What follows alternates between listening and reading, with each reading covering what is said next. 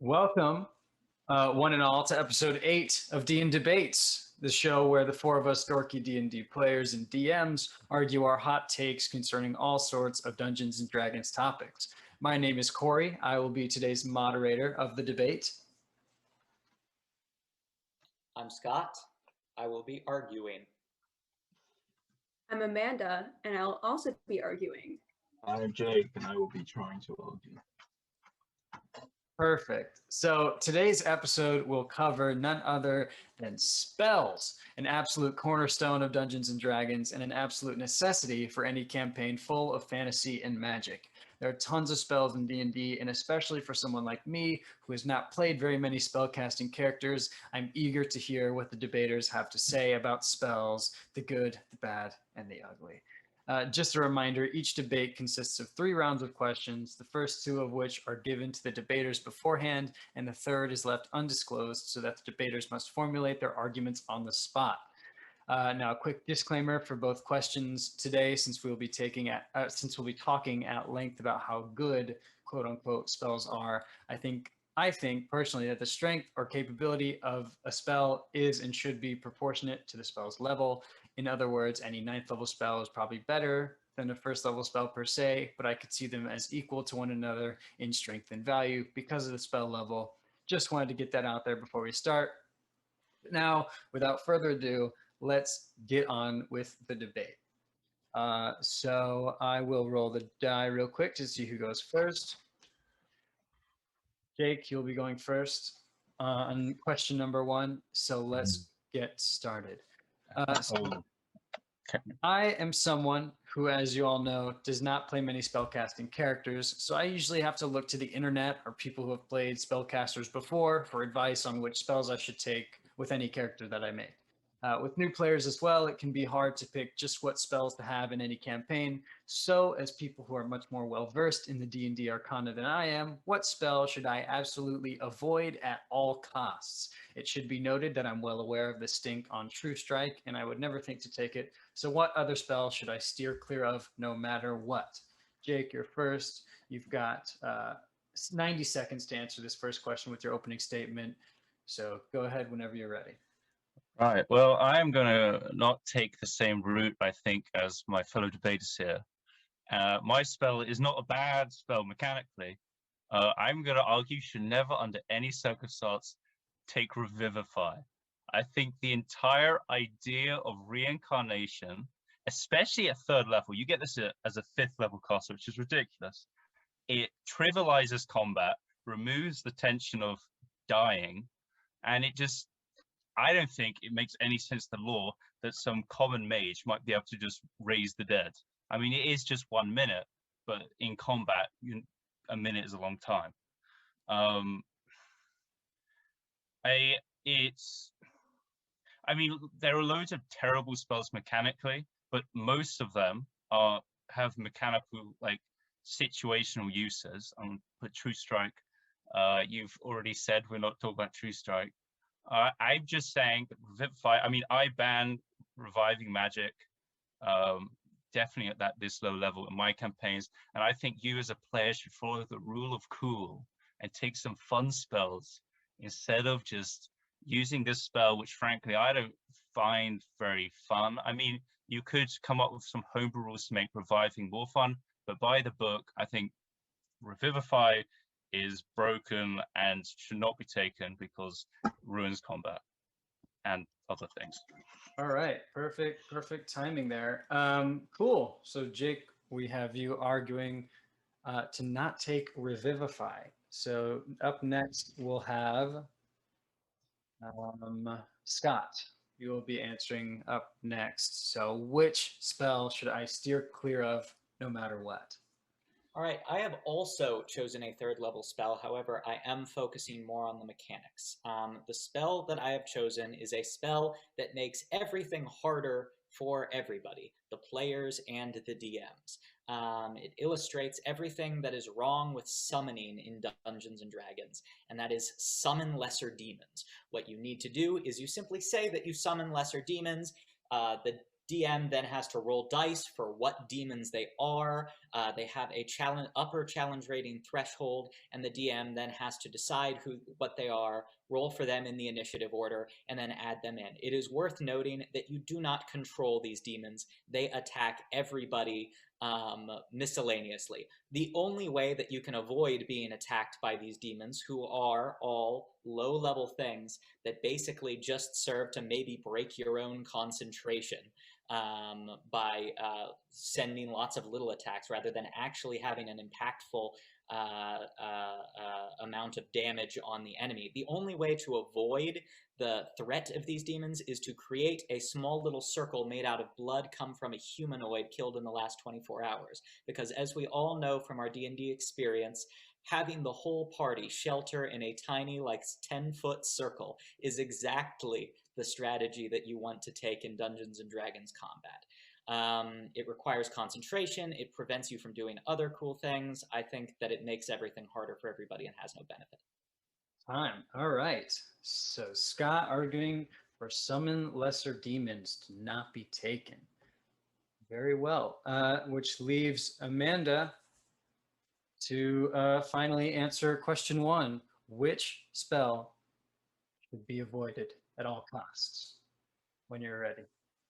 So, Corey, earlier you brought up the kind of disclaimer about those spells kind of growing with power as they get higher level. I want to bring up a spell that does not do that, and it is just, I think, objectively the worst. That is the level 5, 6 spell? Level 6? Yeah, Find the Path. Find the Path is a survival check at a 6th level spell. It allows you to just find the most direct physical route to a place you're already familiar with. And you don't have to already have been there, but you have to kind of know what it is, where it is. It doesn't work under so many circumstances. If it has to be on this plane, it has to be a specific place. And also, the worst part is it doesn't tell you if it's a safe path either. It's like, hey, that's the shortest one. That's it. It's also concentration. It can last up to a day. Why would it be concentration? That's dumb. You have to cast other concentration spells on the way. It could be useful if it wasn't so restricted, if it wasn't at 6th level, when you could just take, if you're a druid, just take like transport via plants. It will be so much more useful. Or just make a survival check, because odds are you have high wisdom and it'll do the same thing, showing you a fairly direct route. No sense. Actually, survival check you can probably make garner if there's danger or not a whole lot better. It is a useless 6th level spell, terrible, objectively bad. I cannot stress it enough. It is stupid in every way possible. Time. All right. Find the Path. So these are our spells that we're trying to avoid. I will open the floor for chaos. Why is your spell the worst option? Go. I will start on Scott's summon lesser demons, and his points he brings up are true. You don't want to be, but the thing with summon lesser demons is I think it's the kind of spell you have to be creative with. Perhaps you're playing an evil character and you're just in in a market square. Imagine the chaos you could cause with summon lesser demons. You just bunch of imps just jump around throwing fireballs. It's just fun. Like in combat, you're not going to cast these lesser demons to actually help you really, because they are kind of just attack you. But I think this is a good spell for what you can cast to cause chaos in a crowd. You can cast Enemies Abound. You can cast Fireball. I know, but this is like there are so many things that don't damage you, that don't either tie you down to one spot or actively damage you. Okay. So, one thing I will say with that is, at first, when you're like, summon lesser demons, I'm like, wow, you're right, I looked it up, this is a bad summoning spell. I play a druid, I have so many better summoning spells. But then I realized, oh, this is for warlocks and wizards. They don't really have a whole lot of summoning spells, I think, all. That's blatantly. But that's why too, because if you want a sort of evil necromancer type wizard, you have your demonic Pact of the Fiend warlock. It's summoning. It's a fun, flavorful mechanic. Summon Undead, a good spell. You cast Summon Fae, a good spell. You cast. Do wizards and warlocks have that? I believe that they at least have Summon Undead. It's a 3rd level spell. It was introduced in Josh's Cauldron of Everything. Summon Construct. Summon Aberration is a 4th level spell. This is a 3rd level spell. I'm not It's just if you want to have so summoning is a very flavorful mechanic, and I think it can be very fun if you're going for that specific type of character, sort of scheming necromancer. Also, I mean, maybe that's just the if you flavor. want to do that, Summon Lesser Demons is actively punishing you for wanting to do that. I also think not necessarily. And maybe when you're running away and you can summon the demons behind you, and they'll help you if you escape. That's just a nice little thing. Again, these are like challenge rating 1/4 demons. They just one round can make all the difference. The fighting. People don't have to engage them; they just run away. Are you worried about an opportunity attack from a demon? Well, if it's a wild animal, if I were playing a wild like animal's not smart enough to just demonic necromancer wizard or a very classic Pact of the Fiend warlock, I would consider taking Summon Lesser Demons. I think it is flavorful. I think it's fun. It's a little chaotic. I think that fits that type of character. Also, real quick, Revivify. No, I'm gonna move on to Jake. I'm gonna move on to Jake now. Thanks God if you want to help me with this. Revivify is so good. Great. If you have a campaign where it's like, hey, I want death to be more serious, go for it. But the idea that you're in a fantasy world, Dungeons and Dragons and Forgotten Realms, this is a place where death is not the limit. There's a whole world beyond But death. why is there any death in your world then? Like 3rd level spells, a common mage might be able to get to the point where they have that. Why is there any death? Except from old age. In time, and it costs 300 gold pieces worth of diamonds. It's not always a guarantee.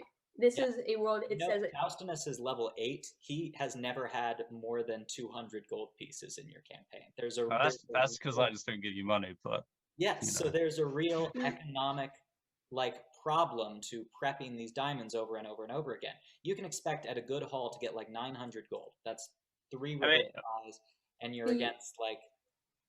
D&D is trying a to lot of people also don't do components. I mean, I'll throw it out there. A lot of people don't do components. It generally is, though, if it has a gold value, it's normally still value. The whole point, what Revivify says, what healing spells say, is that, hey, this is a world where it's a fantasy adventure world that's larger than life. It's that, hey, dying is not going to stop you from being an adventure. That's what this spell represents. It's what it means. But it's just too low level. That's why I think something like reincarnation is cool and it's flavorful because you change race or something. You're right, and that's why only clerics and paladins have Revivify, because it is a very powerful spell, so you need a very dedicated healer to have Revivify.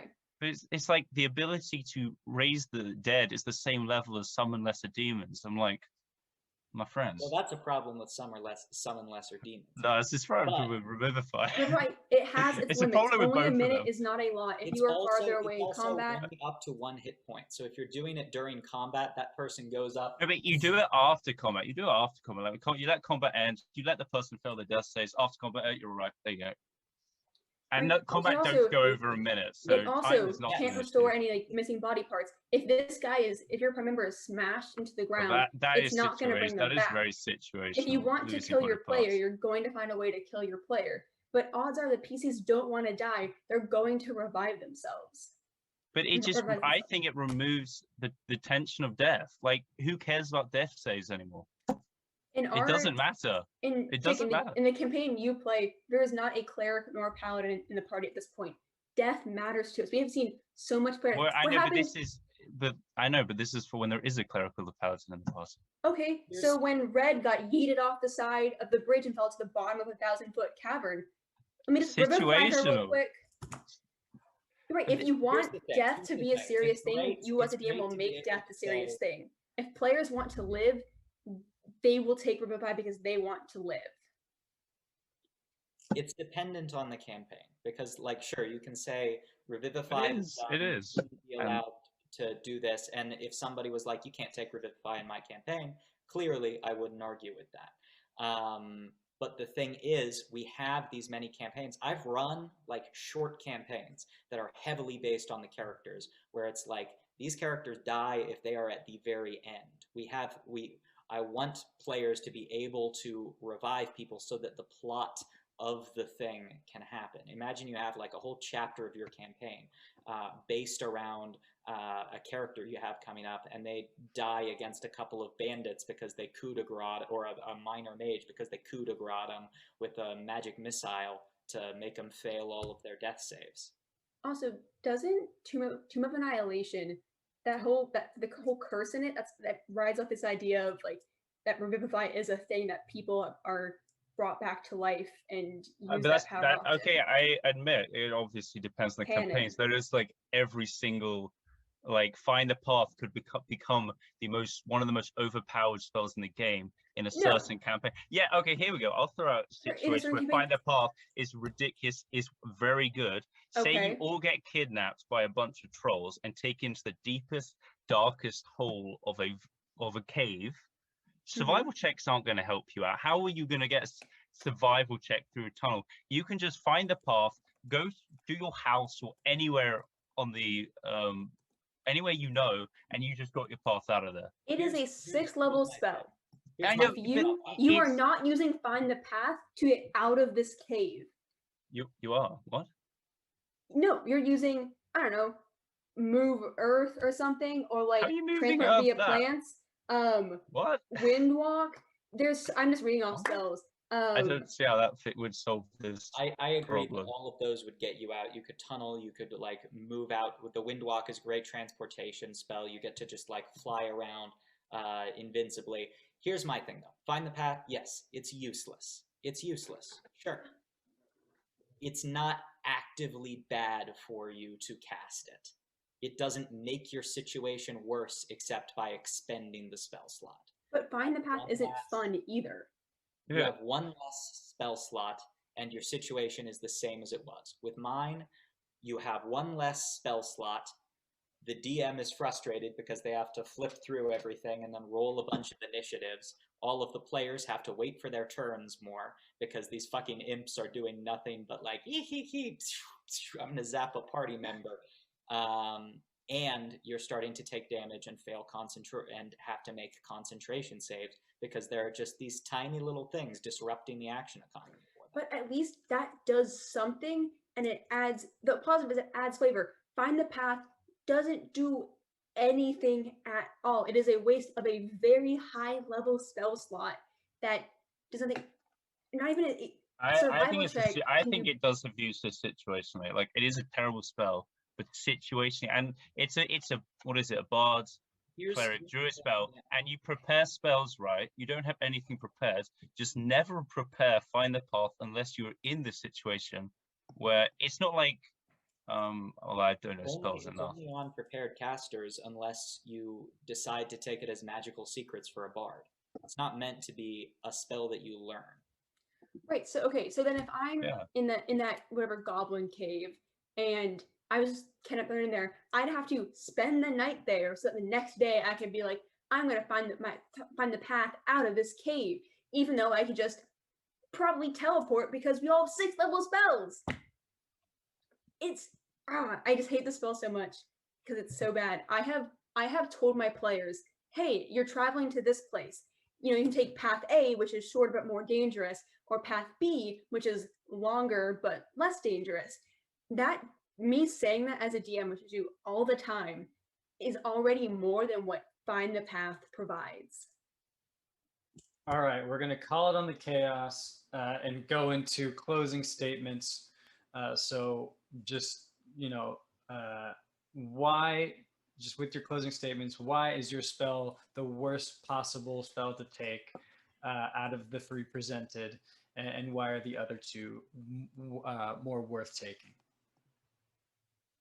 I'll go first. I agree that mine is flavorful, but again, I reinforce I have seen this spell cast in a campaign where somebody wanted to play a summoning necromancer type of person, and they just hated combat for the rest of it. They were like, why did I do this? Because when you have these fantasies about summoning all of these things, and then it just makes everything worse and sloggier, and it actively degrades both the fun and degrades what mechanical benefit you could get from the 3rd level spell. I would argue summoning as a whole is not great, but every other summoning spell is a better option. This one will make your life actively worse, make your DM's life actively worse, make the initiative more clustered after they've already written down the initiative. Yeah. I'd argue that for a 3rd level spell, it is not that bad. It can still be fun out of combat. It has flavor, which is at least something. Revivify, it is so integral to D&D unless you're doing a high fidelity campaign in which you don't want the element in there. Great. Find the Path is so beyond useless for a 3rd level spell, for a 2nd level spell. For a 6th level spell, it makes 0 sense when it is information I have willingly gave players just because I'm like, yeah, they will know this. They are in the woods and they're making survival checks. They know this. It has no purpose, no use. It is so restrictive. No one should take it. You don't have to. Why? You shouldn't. It's boring, it's bland, it's terrible. Okay, I'll go. Revivify is not an integral part of D&D, and I don't see where that comes in. I stick to it that it's definitely not the worst spell. Like, you guys have both said spells that are worse than Revivify. I mean, the problem with Revivify is too good. So I think it just takes away from combat, takes away from tension, trivializes the tool, and you just rule of cool it, my man. All right, that concludes question 1. Moving on to question 2, similar fashion. Like we talked about in the first question, it's important to be careful not to pick potentially useless spells. But on the other hand, I still want to be strong and capable as a spellcaster too. So conversely, what spell should I strive to obtain no matter what? Like True Strike, I'm well aware of the praises sung for the Wish spell. So other than that, what should I pick up in order to be a strong and capable spellcaster? I'll roll to see who goes first on this question. It'll be either Amanda or Scott, because Jake went first last question. Scott, you will be going first for this question number 2. So yeah, what spell should I pick up in order to be a strong and capable spellcaster at all costs? Whenever you're ready. We talked a lot about concentration being a thing that actively degrades from spells. It's a balancing mechanic meant to keep you from piling on all the great concentration spells. Let's talk about a spell that absolutely should be concentration, but is not, lasts for 1 minute, and is broken. Synaptic Static has the damage of Fireball, except as it is an intelligence save. Does 8d6 psychic damage, which is low for a 5th level, I'll grant you that. But to everybody within its radius, it then makes them subtract 1d6 from all of their saving throws for the next minute if they fail that intelligence saving throw, which synergizes so perfectly with what you want to use this on, because the people who are good at intelligence saving throws are people that either you aren't going to want to cast psychic damage against, or wizards, which you just shouldn't be hitting with saving throws. You should be hitting with swords, because they can counterspell the shit out of everything. This is a spell that synergizes with the enemies you want to shoot it against. It's a fantastic debuff. An average of -3.5 to all saves is huge. That's better than the Paladin aura. It does not require, it'll go the entire combat. It does decent damage of a fantastic damage type that is almost never resisted. Intelligence saves are the broadly the best save to target, and normally you can't do it for damage. So this makes you both an effective debuffer and effective crowd control. Works on bosses and minions.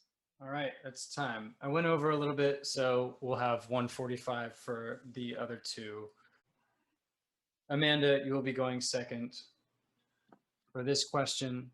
So what should I pick up as a spell no matter what?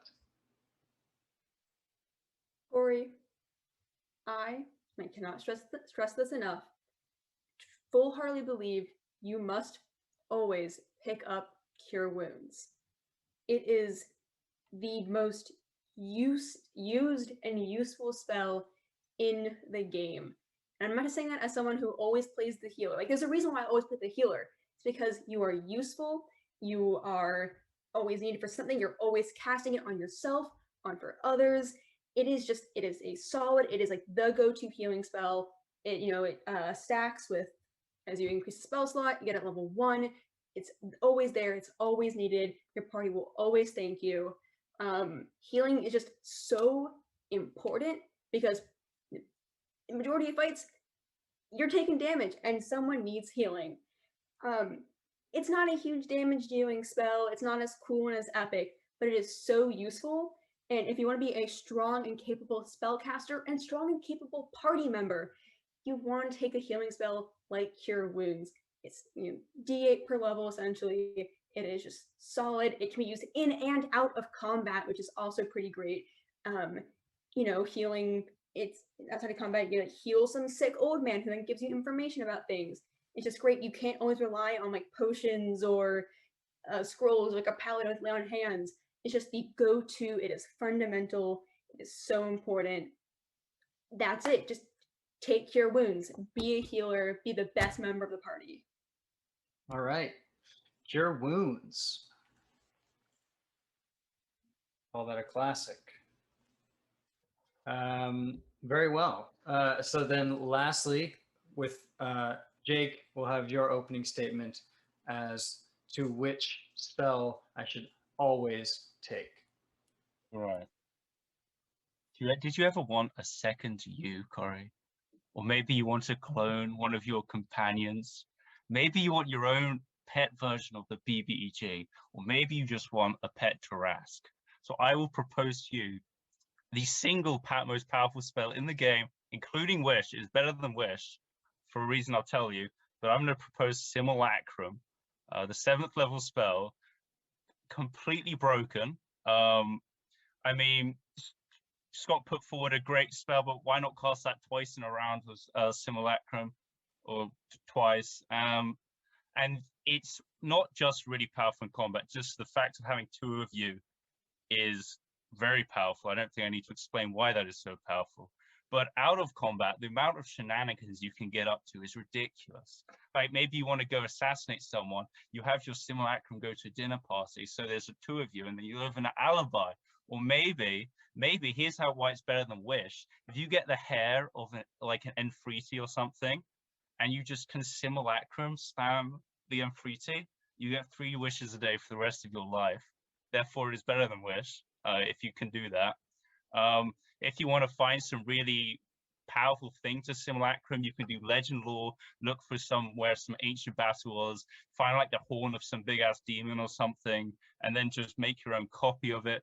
I mean, the sheer flavor of the spell is unparalleled. The options are endless. It's extremely powerful.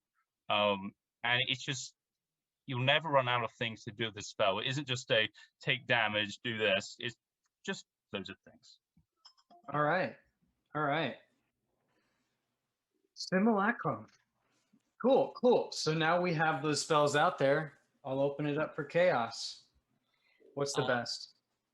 All right, Amanda, not only is Cure Wounds not the best spell presented here, it is not even the best healing spell at 1st level. Because Healing Word also exists, is cast as a bonus action, allowing you to use your action to cast a cantrip, to make a weapon attack, do whatever you want, heals an average of 2 damage less, and is just as capable of getting party members to their feet. Healing Word also works at range of 30 feet, whereas Cure Wounds has a range of touch. I would never take Cure Wounds simply because Healing Word exists and is right nearby. I know that we have a bias towards 2 hit points making the difference because of Odell. Odell dying by 1 hit point. However, the odds for that are so incredibly low.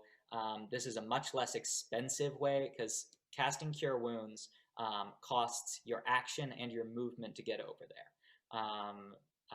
The healing word is just your bonus action. You can use your action to do whatever you want, and you can use your movement to do whatever you want. The change from a D8 to a D4 healing dice when you're adding your modifier is negligible. I think Cure Wounds is just an inferior choice at that level. Debatable. If also, Corey, are we factoring in what classes have these spells recently? Like, if you have any spell, because that is a big reason why I went with Cure Wounds over Healing Word. I mean, if like I know that the different spells are going to obviously be for different classes, but I have no particular spellcasting class in mind. So, I mean, just if you can make a case for why it's better. Here are the reasons why Healing Word is still better, though, because the only classes that do get Cure Wounds but don't get Healing Word are Paladin, Ranger, Artificer. You make a good compelling thing for that, but Alchemist gets Healing Word as one of its bonus spells, and their spellcasting, their spell slots are better spent on other things because they are martial characters. The healer characters, Bard, Cleric, Druid, they all get Healing Word. And I mean, and it's a healing spell, so I think it must be said. Like, if you enjoy healing, good for you. But it's a healing spell. Do you find that fun? Maybe, probably not. Some people do. I'll just put it out there. There's a reason why everyone else can keep fighting. Also, as you increase level of Cure Wounds, it will do on average more damage. Numbers increase. I think match checks like that. Anyways, so honestly, Scott, on a Synaptic Static, it's pretty great. I think it's a really solid. If just a damage combat spell, however, if we're just looking at that, yep, fantastic. It's great, but it's pretty limited outside in terms of non-combat purpose. I mean, which it's also the same for the Cure Wounds. Technically you can cast it out of combat, but you're casting it in response to taking damage. I have used Cure Wounds so many times to heal someone sick. It allows that sort of, it's a healing thing. There is a kind of loose interpretation. It doesn't do that by the rules. I have done it all. It doesn't do it by the rules. So that's actually not by the book, and therefore should not be considered in this debate. I've always seen it used as like you see someone that's lay on hands, hurt and sick or something. You can either I've seen like Lesser Restoration as well, but kid scraped his knee and you're like, oh my god, hey kid, and you heal it with Cure Wounds. Okay, I do it all the time. Sure. Jake, speaking of not by the books, it feels like you don't know about consumable material components. Yeah. No, everything I said is possible. Okay, first, by the time you get Simulacrum, you're like 13th level. Money is not an issue for you anymore. Let's be honest. It shouldn't be. And all the scenarios I gave, if you want the Tarrasque, go invisible and just get some toenail scrapings. I admit the BB... Get some toenail scrapings. Get 1,500 gold pieces. Yeah, easy. Get enough snow and ice to make up the size of a Tarrasque. I mean, but it's hard. It's hard, but then you have a Tarrasque. And you 12 hours later. That's not. I don't think that's. It is such a costly thing. Yes, once you have it, it's great. But is it worth? Even if you just look at the. I think it's gold, as soon as you get the Tarrasque, you win.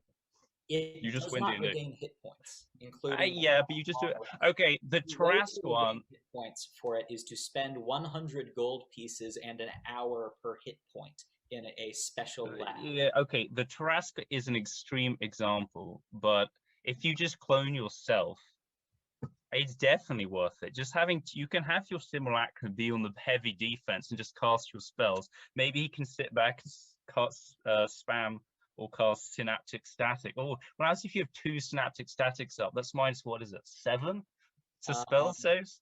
It is not because you can't be affected by the same spell. Really? Are you sure?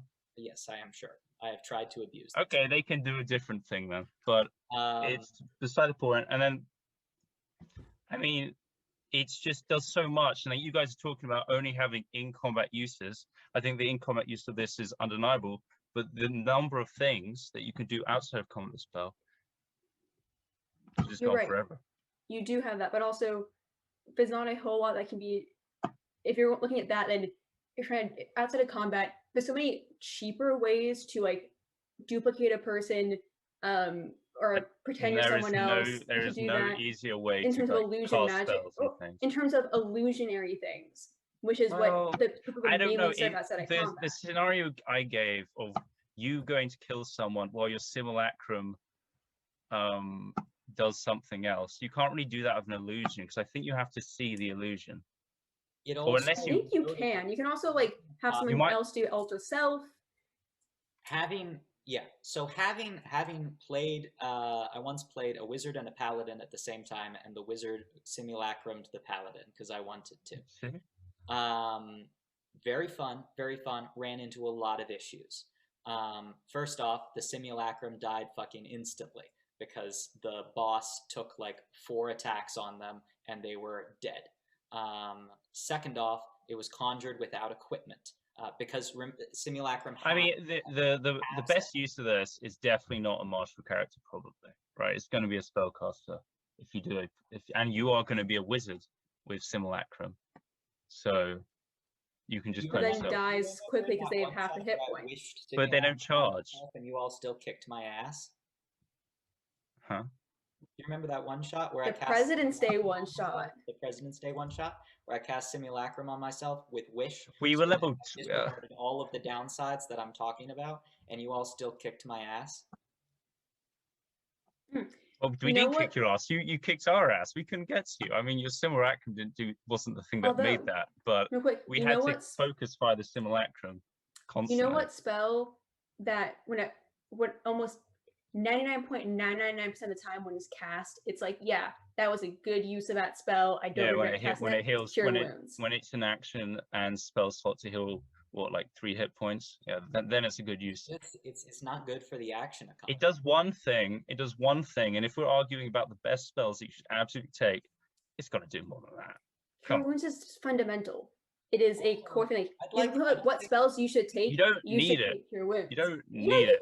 Do. Healing word has already said is better, and if you Paladins have an alternative in Lay on Hands, which is just much better. And then when you get to high levels, there are just other healing spells that do a lot. I mean, and there's also Goodberry. Cure Wounds can't be scaling Goodberry. That's also Cure probably Wounds better outside of combat. It is just a sort of base. It is like a spell you shouldn't skip. That is kind of the question. Is it a spell? It's average mid-tier, maybe up to mid-tier. No, but it's good. It's like B+ spell. You know. Yeah. It's like if you took Healing Word and Cure Wounds, would not fault you on that. Cure Wounds has better healing out of combat. But most of the time you need healing, it is in combat and it is bringing up a downed ally. And Healing Word is just objectively better for that. I also think we haven't been singing the praises of Synaptic Static enough. I mean, it's a really damaging. It's really good in combat. I think, like I said, it's solid. I'm not gonna lie, it's solid. But it does nothing outside combat. That's what it does. You're right. So you cast it on the bottom. Negative D6 from all saves for the rest of the encounter. It's like that's pretty good, but okay. I mean, it's pretty good. Concentration, which means that you can then put Bane on top of them as well. You can then put Mind Sliver on top of them as well. Yeah. I mean, okay, but maybe. Or if you have a simulacrum, one of them costs Cloud Kill, right? And then you cost Force Cage, right? Also, I want to bring up real quick before we run out of time here the level proportions of this, because that was a thing about from the beginning, looking at the proportionality. If we're looking at our spells, I think Cure Wounds is so useful and it's first level spell. Kind of high level you go, you have to look at, is it worth that spell? So is it worth that high level cast? And I'd argue Cure Wounds is always worth it. Are you telling me you're going to cast a 5th level spell and you're going to get 5d8 plus 5? You're never going to upcast Cure Wounds. When you're 5th level, cast like mass healing or something at that point. I'm a druid and I do not yet have heal, and I have been up level casting Cure Wounds so much. As a druid, if you had Goodberry is in combat. It isn't, but outside of combat, Goodberry is superior in every way to Cure Wounds. Okay, but like No. we're arguing Outside of combat, yeah. varying levels of the spells. At my level, you get mass cure wounds at 5th level, and at Jake's 7th level, you have access to heal. Not everyone gets mass cure wounds. You were just talking about yourself as a druid. I'm using your own Do I get? scenario. Okay. All right, Not there we'll yet. end chaos there. Ho-hum. We'll end chaos there and move on to closing statements. You might not What last words do you have to champion your choice of the spell that must be taken no matter what? I'll go while my ideas are fresh. I mean, the spells put forward by my associates are great, but wouldn't you want to cast Synaptic Static twice? Okay, we've already just said you can't do that, but maybe you want to cast, God forbid, Cure Wounds twice in one round. I don't know. But the point is the amount of utility of it in combat, out of combat, the sheer fun and shenanigans you can do with this spell.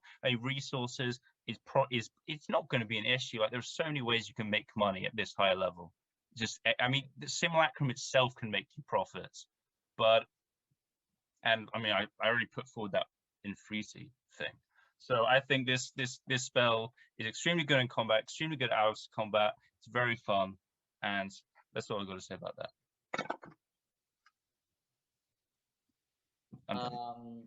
You all said that Synaptic Static is purely a combat spell. I mean, yes, that is correct. It is a spell made for you to throw on a big group of people or just the boss monster at the beginning of combat and then make your lives easier. Every bit of damage prevention is superior to healing. And the sooner you kill the boss, the more damage is prevented. The sooner you end the encounter, the less spells you have to use on healing. And I think that Synaptic Static helps you end the encounter early. It makes sure that most foes aren't resisting the damage type. You're almost guaranteed for it to work on most enemies. Yeah, I think it's just one of the most solid combat options that you can pick, and you will be glad that you took it. And if we're talking solid options, Cure Wounds is a solid option. And it's just well known. It is baseline good. It is never not good. I think on average, it is no matter where, when it's used, look at across the field, it is solid, it is good. One thing I mentioned earlier, but I forgot to, is can't dispel Cure Wounds. You can dispel Simulacrum. I believe you can dispel the effect that minute afterwards. Cure Wounds, it's just every party needs healing. You should play a healer. Corey, play a healer. Take Cure Wounds. Okay, that concludes question 2. That was a pretty combative, close one to call. But now it is time for the fated question 3. Once again, the debaters have not heard or know, they don't know what this question will entail, and they will have to come up with their standpoints on the spot. So let's just get it out here. Last week, we had a little bit of fun figuring out which feats would be cool to have in real life. And quite frankly, I would be remiss if I didn't apply that same question to spells. So I want to give y'all 5 minutes to look through the spell book and make your choice as to which spell would be the best to have in real life. I want you to convince me why whatever spell you choose is the best to have in this world that we're currently living in. So yeah, I'll set the timer for 5 minutes. Any spell. Any spell. Any spell. Right, I have an answer. Wait, how many spell slots do we have in this hypothetical scenario? Like that, yeah. 10 minus its level. 10 minus its level. So yeah, I'll give you 5 minutes to look through the spell book and pick your spell. So I'll say no wish, just to be safe. I'll say no wish. Mine. I was gonna Wish say, is the obvious answer. I'm going first. I would have chosen Wish just so Jake couldn't choose Wish. Wish, because Wish you can cast every single spell in the game except from other 9th levels. So it No wins. wish. No Fine. wish for you. Okay. I have nothing. All right. Let's get started. Let's get it started in here, as the Black Eyed Peas say. The 5 minutes are up. And I believe, Amanda, you'll be going first. And look, Yes. it's the will of the dice. You go first for all of these This time third I'm questions. ready though. I'm ready. Amanda's- I'm going first because I also believe I have the spell you'd want the most in real life. Well, How much well time do I then- have? 'Cause I want to talk about the spell. we'll give 2 minutes for this one, and before your opening statement, just give the spell and read its description from the spell book. All right, I won't read the whole description because it's a bit long, but I think spell, at least I know I'd want. I think you'd want too, Corey, in real life, is Mordenkainen's Magnificent Mansion. Basically, with this spell, it's non-concentration, and you take 1 minute to cast conjure a little door to an extraplanar house, a mansion that you create. Lasts for 24 hours, and it is a giant mansion that only you and people you choose can enter. It is furnished. It described itself as the atmosphere is clean, fresh, and warm. That is quote from the player's handbook. There are servants in there. It is to your liking. It's a secret in between planar mansion that you live in, you create, and you just got to recast it once every 24 hours. I'm gonna start my time now because I'm gonna go into my arguments. See, we're talking practical, real life uses for a spell. You know what problem I have in real life? Rent. Like, we're all going to school in LA. Rent in LA is kind of insane. And if I could not pay rent and just once a day spend a minute to create my mansion or recreate my mansion, yeah, I do that. And it's tucked away. It's not taking up any physical space in the real world. It's tucked away in a nice little hidden dimension. It feels real. It is nice. It is comforting. It is a home I would want. Also, things like, you see those, tiny house or like van life videos, and you're like, God, I wish I could travel a country and just not, kind of live off the grid like that. But oh God, I don't want to live in a van for a few months. Problem solved. Every night you just cast Mordenkainen's Magnificent Mansion, and you are, in the Grand Canyon, but also sleeping in a wonderfully modern, amazing home. It is just perfect. It's so good for real life, and that's what we're talking about, real life spells. There is some gold components or material components, but it's 3 things, only 5 golds each. The spell does not consume them. You're set. That is what you said. It's $145 as a gold piece. That times 3 is like $400 something. That's like that's half a month's rent in a tiny student apartment in LA. That's for a lifetime's worth of hidden mansions. Imagine the house parties. Imagine the kickbacks. It's a good time. It is your private space that is cheap. It is amazing, and you should take that spell. I want it so bad. Okay. Compelling argument for Mordenkainen's Magnificent Mansion. Okay.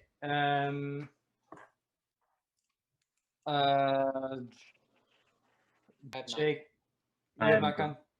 Okay, Jake. So Jake, you haven't gone second, so you will go second. Which spell should I have in real life?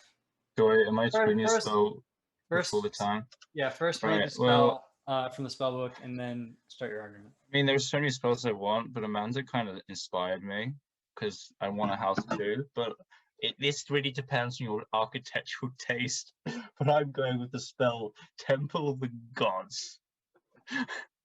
So this creates a beautiful temple, 120 feet on each side, and you can choose what God's pantheon or philosophy you want it to be, and you can make all decisions about the temple's appearance. So actually, you can make it look exactly like the mansion if you really wanted to, I think.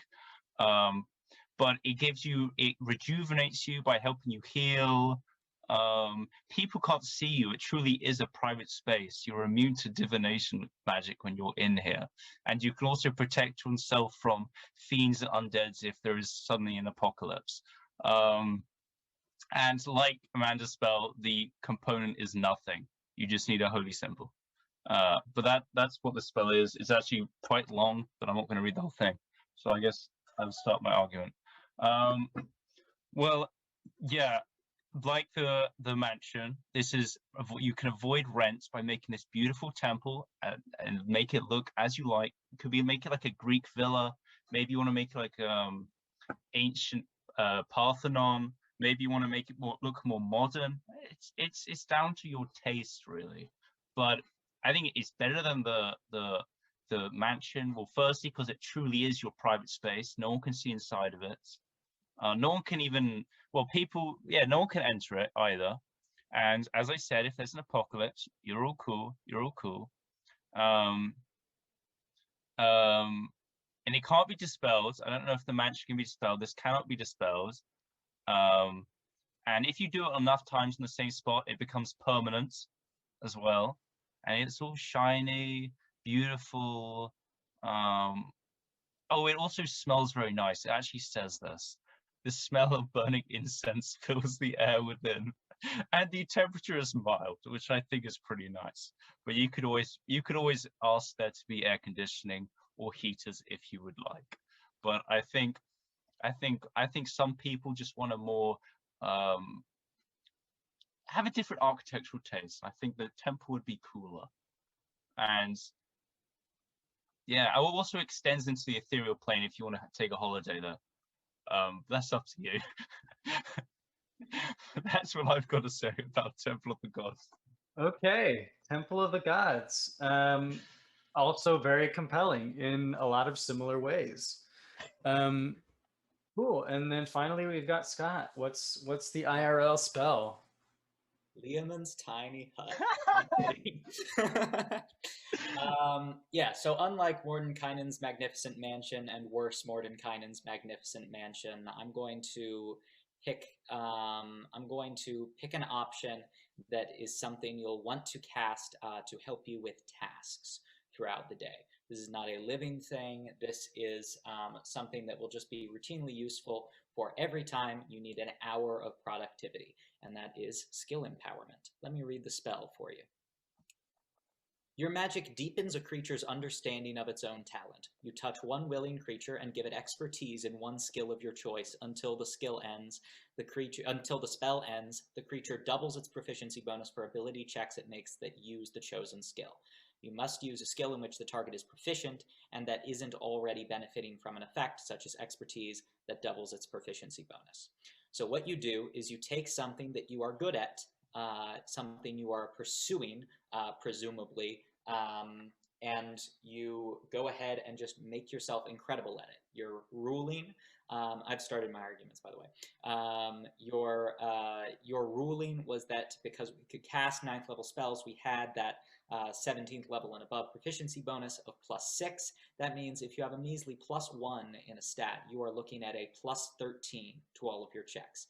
If you are unlucky enough to roll a 2, you can't critical miss in ability checks technically, but let's say you can critical miss and you roll a 2, you get a 15 automatically on that check, better than 75% of people in the world. You go ahead and roll a 10. You're rolling. You are rolling a 23 on that check. This is concentration. It lasts for an hour, and by our rules, you can do it 5 times per day. So that's 5 hours per day when you have expertise in a chosen skill that you're already good at. Also, let's talk about the flavor text of this spell. This spell is actively good for your mental health. Your magic deepens a creature's understanding of its own skill. That's just such a nice thing. Wouldn't you like to be able to touch yourself and wouldn't you like... Keep going, Scott, keep going. Wouldn't you like to be able to tap yourself and just get your skill? You can't save it. You can't. Just, and you have to end it there. Poor ending Scott's one there. To just touch yourself. Scott, I can already do that in real life. Come on, man. You got 30 seconds to recover. 5 hours a day of being fucking incredible at the things that you're good at. Knock out an essay in like half an hour. Plus 13 is an incredible goddamn boost, and that's assuming that like the stat behind it is only a +1. Okay, Liamon's Tiny Hut. So we've got a very interesting spread of spells, none of which I was really expecting, but that's a great thing. So starting the chaos round, I'll have this question in mind. Which of these arcane edifications is the best to have in real life? Wait, I don't think Scott's actually done Liamon's Tiny Hearts. No. So I don't know. I will just get I can spend. Let me first tackle why Temple of the Gods is just a. I think in D&D it has its benefits over, maybe comparably over Mordenkainen's Magnificent Mansion, not in the real world. First of all, it takes up space in the real world. Mordenkainen's is a. Yeah, you could show it off. I don't know. You gotta get property for this. Also, it's a 1 hour casting time every night. Oh, that's terrible. Also, it's your time of meditation. Because you can't see inside of it, you can still see it. It's not invisible. You can still, it's still physically there. What's wrong with that? You could show it off. You're like, hey, look at my giant temple. Look at my giant. Where would you put it? We're in LA. Where are you? We don't have to be in LA. I think put it on the sea. I think it floats. On the most part, we're all in LA. Okay. The house. And It floats. Also, what you did is you brought into question bringing in divine religion and gods and deities into our reality. Can be philosophy. If you just have a philosophy of taking life easy, that can be your. Okay, I see they did it there, but also like that is a philosophy I follow. Hey, this is my I just conjured here is my church. I confirm Jesus. Jesus is real. Is it this is Paylor, the D&D god? Or is it what if I'm an atheist? I guess the philosophy is one thing, but what is my philosophy? What philosophy would I do? It makes this the existential, if I'm I'm gonna pray to my philosophy and then a house appears, I'm like, oh shit, my philosophy has a god. Yeah. I think it would be enlightening. Your mind jumps to that, or holy shit, I'm a god, and either one is not good. Yeah, again, it has its benefits in D&D compared to Mordenkainen's Magnificent Mansion, not in the real world at all. But does your mansion smell of burning incense? You can make it that way. You can bring it in. You can make it that way. It's clean, fresh, and warm. Right. Skill empowerment. I see where you're going with it, but you already have to be proficient in it for it to work. So? Okay, that is, I don't want to be expert at something I'm already good at. I want a spell to help me do things I can't already do. I need it to pay my rent, I don't need to be good at coding for an hour a day. I need to be good at coding for multiple hours throughout a lot of my life. Things like that. Like 5 hours a day, 5 hours a day of coding. Sure, recasting it, something like that. If I want to go into that field or other, things related to my, desired career. But so this is the solution. But I need a spell to help me with something I'm not good at. Because for example, I want to be extra good at writing because I'm pretty good at writing. That's not going to stop me from the fact that I have trouble sitting down and focusing, getting to write. So I can be super fucking good at writing, but my executive functioning is not there either. So it doesn't work that way. But let's talk about how huge a bonus plus 13 or at least plus 12 is. You're adding plus 12 to whatever your stat is. You are adding stats aside. You are adding plus 12 to it. But how does that even relate to real life? Our world doesn't work like the rolling the clink thing. I mean, okay, so say the average person's proficiency bonus is +2. Okay. You now have plus 13, plus 12 in a skill. That's crazy. The fact it's so much an hour and things I'm already, I don't, in real life, if I'm going to bring a spell into my fantasy world, into real life, I want it to help me with things that I can't just work harder to do or already sort of have. I want, like, what's something that I just could never actually get in real life that a spell could just do it for me, and that is a hidden mansion that is all to myself. Also, you brought up point the mental health. It's good for your mental health. It also is great for my mental health. Not having to pay rent and knowing I have a safe, secure home to return to every single night. All right, mine is direct though. Mine deepens your understanding of your own skill. It's just a self-esteem boost. I'm self-aware, and I'm also worried about having to find an apartment. I mean, this is actually a problem with mine as well, I suppose. But if you're not paying rent, then you have to have a registered address to be a citizen, I think. Use someone else's address. That I don't think is legal. It's not a problem of mine because since you can see it, I guess you're now paying rent. Living with your parents, you're sort of, that could be it. You're not paying rent to your parents. This is illegal. This is illegal. I'm pretty sure building a temple in the middle of anywhere is also illegal. Zoning rights and shit. I'm not saying mine's legal. Steroids is also illegal. No, it's not taking illegal. Adderall, depends. Actually, you're using we're all using magic, so we're all choosing. Yeah, is skill empowerment just taking Adderall? Just taking drugs. Not relevant. Look, this morning I woke up, took my Vyvanse, and wrote a bomb-ass paper. That's skill empowerment, right? I didn't normally do that. About having to not helping you with things like executive dysfunction. It's still going to take you a long time to write an essay. If you are rolling, I think any DM would say, if you roll like a 24, which is a 23 or 24, which is the average on writing your essay, it's not going to take you that long to write your essay. But you don't roll for things in real life. It's not like I hope I get lucky tonight. You're going to get a situation where you're going through your exams through your magic, but then you will have like a work day when you can only do it for 5 hours, say, and the rest of the hours you're going to be just behind. It's like, I don't fucking know what I'm doing. You still have your normal level. Also, why are you?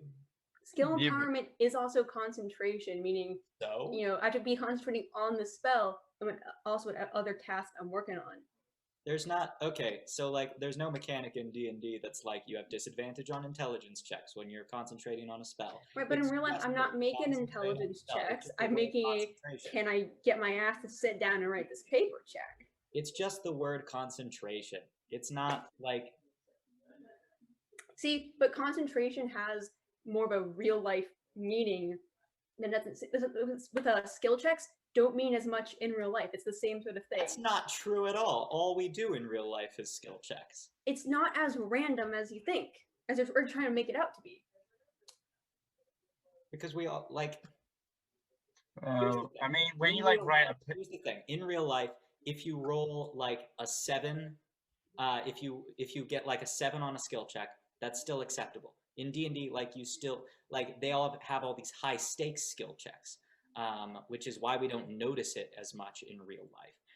That's why it's fine for us all to roll between 7 and 12 on all of our skill checks, but now we're rolling at 20 in the 20s range, like these goddamn superhumans in D&D are.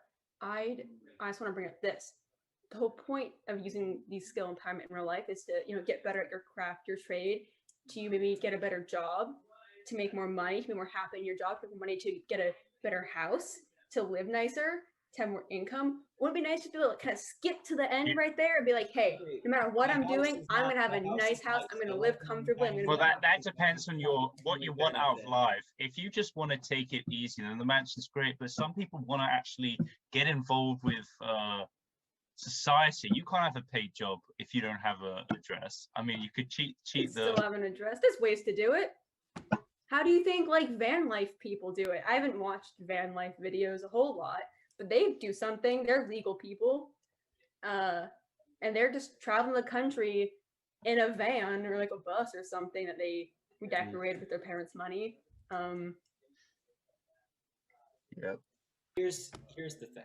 Here's the thing. We keep talking about how this isn't translatable to real life, but we are talking about translating mechanics of D&D to real life. You could just as easily make like the same argument of like attack rolls aren't a thing in real life because it's not that random. It's about your skill with the thing. Like, no, we are translating the mechanics of D&D into real life in the premise of this question. So the argument cannot be you can't use this spell in real life because real life doesn't work based on Okay, that's fair. But at the end of the day, it's still not as cool as making a mansion. I mean, you know what else you can use my temple for? What can you use a temple for, Jake? You can maybe do some good and make it like a hospital. It adds your healing. It makes people better at healing. If you're like there's been some disaster, you're like, hey guys, here's a hospital. There's a hospital. Everyone can go and get better. Why didn't you pick like reincarnate then? Yeah. Well, some people don't want to get reincarnated. Cure wounds. But that's different, like, because Greater restoration. Healing right. spells. I'm gonna have to wind down on this chaos. A lot of good discourse here with these spells, but I want to move on to closing statements. So just to make your final points on why these different forms of buildings in spell form would be the best to have in real life. And mine? Question mark. Corey, are you still thinking that he's on Leoman's Tiny Hut? I'm confused. What do you mean? Oh wait, the joke. I'm doing skill empowerment. Oh my gosh! This proves like how little I know spells. I thought that was part of Leoman's Tiny Hut. Like I thought that was just like a facet of that spell. Leoman's Tiny Hut is like the 3rd level equivalent of these, where you can make like a little 10-foot dome. Okay, see, I thought Leoman's Tiny Hut was a tiny hut that you could go in to improve your skills. Anyway, Corey, give yourself a bonus point. I'll give myself a bonus point for being fucking stupid. Okay. Anyway, so I take back my building remarks. These are all very diverse spells we have here. Anyway, at any rate, closing statements. Let's hear them. I posit, sure, you have to buy in to the idea that we are making skill challenges in our day-to-day life. But I argue when you go to the gym, you're making a strength check. When you write a paper, you're making an intelligence check. You're making persuasion checks when you're talking to people. I think that having this massive boost, I think that you do skill checks constantly on a day-to-day basis. They're lower stakes. And I think that having this enormous superhuman plus to things you choose that you are already good at, which is like, that's 4 skills already because you get 4 skills. I think that that is an incredible bonus to your life. I think it will have long-term, a long-reaching effect that will, yes, get you eventually a sick house, but also get you disposable income to spend on other things, such as food, such as paying for your kids' university expenses, such as paying for your own student loans. I think that, yes, it's not like as immediate like serotonin as I have my own magnificent mansion, but I think that it is a smarter move in the long run. I'm your accountant, Corey, and I'm telling you to pick skill empowerment. Scott is not my accountant, for those listening, but I appreciate the sentiment nonetheless. I am.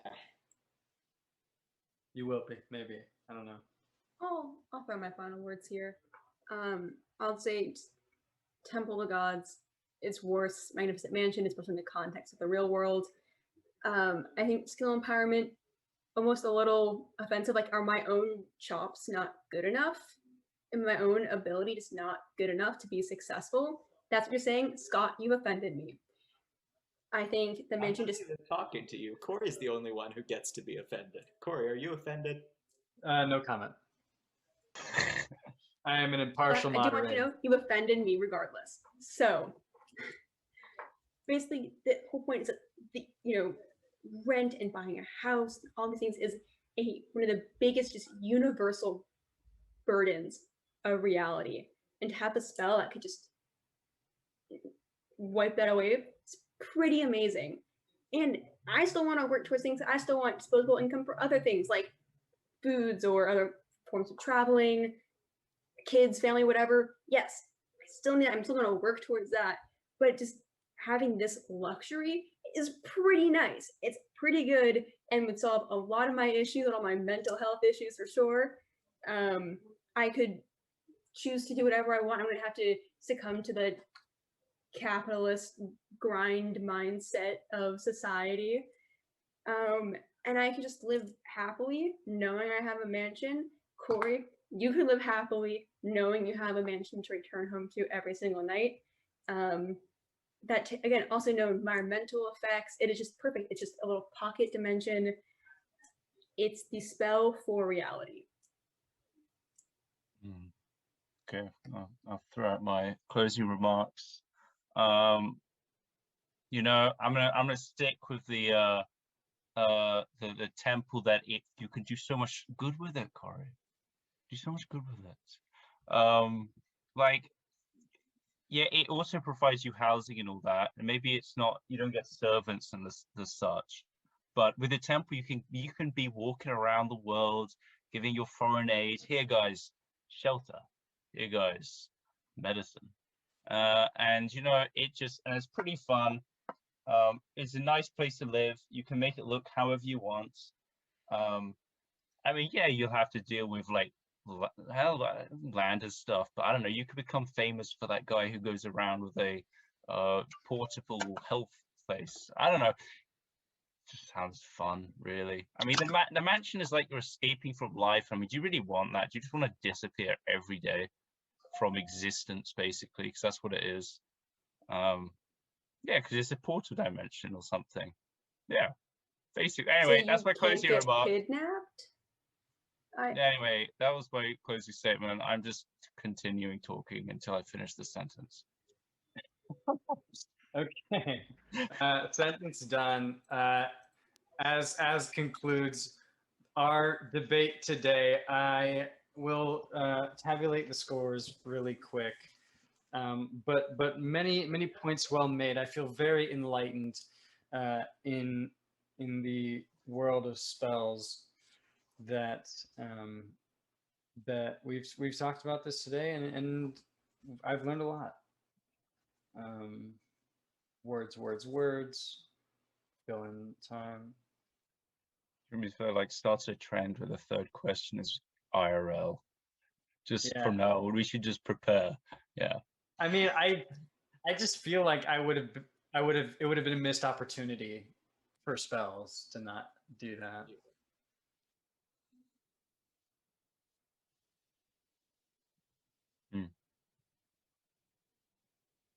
Pretty close race we got here. Yeah. A 3-point interval between debaters, between each. The first question I had tied between Scott and Amanda. Jake, I really did like the just kind of conceptual standpoint on Revivify as far as like stakes and of that sort of thing goes. But it does seem very situational and dependent on the campaign itself. Whereas the other two, I did with differing degrees of usefulness versus harmfulness. So those two tied. Question 2, I had Scott, then Jake, then Amanda. As far as just general, usefulness versus the fun, and utility versus actual strength. With the points that were made, that was the order that I went with. And then for the final one, well, I'll say after the final results. But the final results are Scott at first with 33, then Amanda with 30, then Jake at 27. Well fought debate, but that's what it boiled down to. And then the third question, I had that same order: Scott, Amanda, then Jake. Although Amanda, you tied that round with an extra bonus point. But yeah, that's how that shook out. Nice. My crown continues. I cannot believe I won against Mordenkainen's Magnificent Mansion.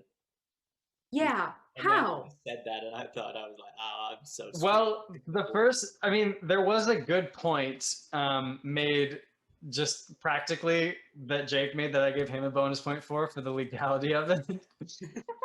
But then you did have the counterpoint of the van people, which I gave you a bonus point for. However, thinking about it like in real life, I can